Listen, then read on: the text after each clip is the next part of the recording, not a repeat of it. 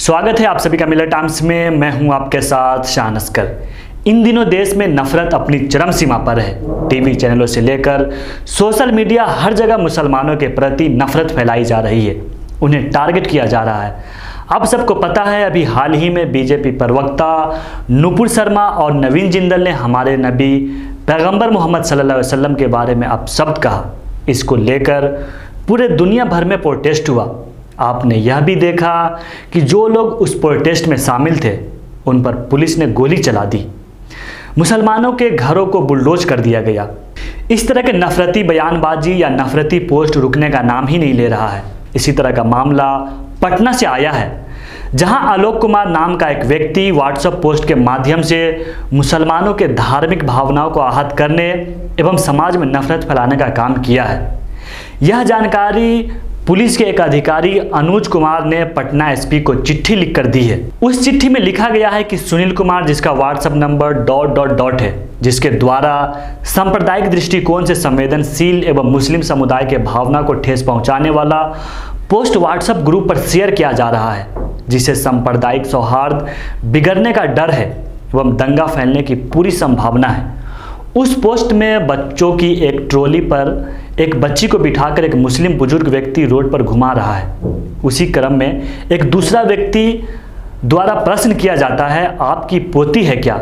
तब ट्रॉली को धक्का दे रहे मुस्लिम व्यक्ति द्वारा जवाब दिया जा रहा है, नहीं, मेरी नई बीवी है। यह नफरत कोई आम आदमी नहीं फैला रहा है, बल्कि यह व्यक्ति बिहार प्रशासनिक सेवा का अधिकारी रह चुका है।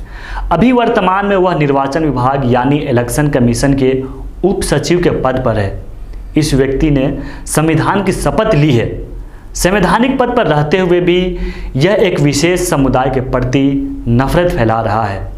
इस व्यक्ति को उस पद पर बने रहने का कोई हक नहीं है। अब देखने वाली बात यह होगी कि क्या सरकार इस व्यक्ति पर कोई कार्रवाई करेगी या इसी तरह से यह नफरत फैलाता रहेगा। तो दोस्तों, आप भी क्या सोचते हैं इस वीडियो के बारे में? अपनी राय कमेंट बॉक्स में जरूर रखें।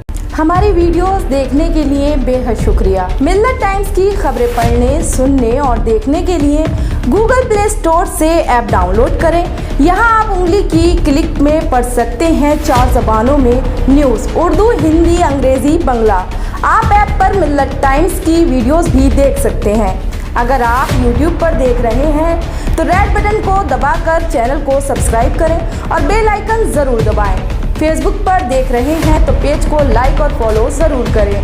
ट्विटर और इंस्टाग्राम पर भी मिलत टाइम्स को फॉलो करें।